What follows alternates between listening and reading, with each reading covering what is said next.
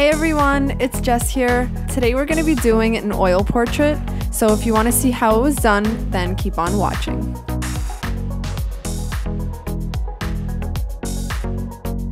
So in today's video, I'm going to be using a book called Facial Expressions, and it's basically a reference book for artists.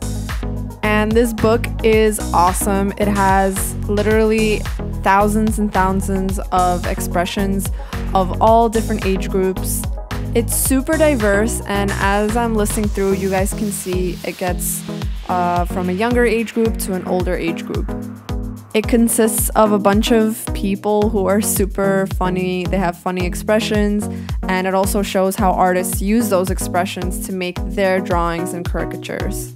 With that being said, I'm gonna pick one today and I'm gonna see how it's gonna work out as an oil portrait. I really enjoy doing portraits, and if you follow me on Instagram, you see me doing a lot of subway portraits.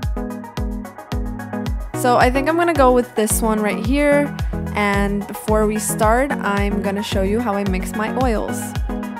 Alright, so I've got my glass palette here and I have my palette knife, and I'm just mixing some skin tones. Since they are black and white photos, I wanted to interpret the color on my own. It's not gonna look just like the photo. I didn't want it to. I wanted to just spark my inspiration for it, and I'm just mixing in lighter values to get started.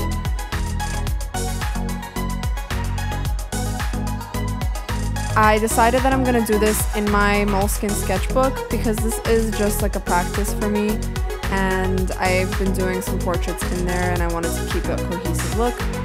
So I'm just grabbing a pencil and I'm beginning to sketch out the portrait. I'm keeping my lines super geometric, really kind of graphic. And as I go along, I'm looking at what I want to exaggerate because I did want to stylize it a bit and not keep it super close to the photo.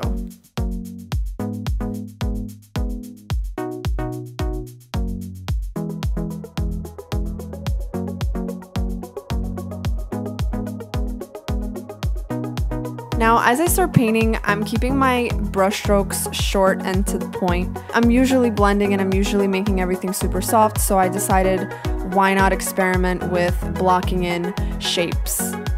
I started with shadows and then I built my way out to the highlights.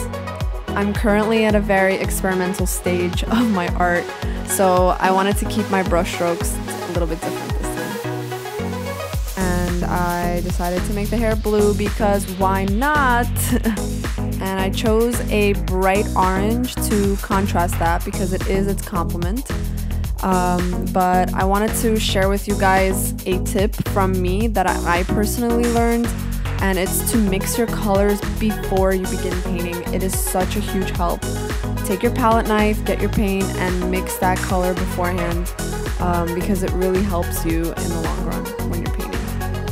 I will have all of the supplies linked in the description, and I really recommend you guys get this book because it's super helpful. It's really good practice, and it never hurts to have a book of expressions.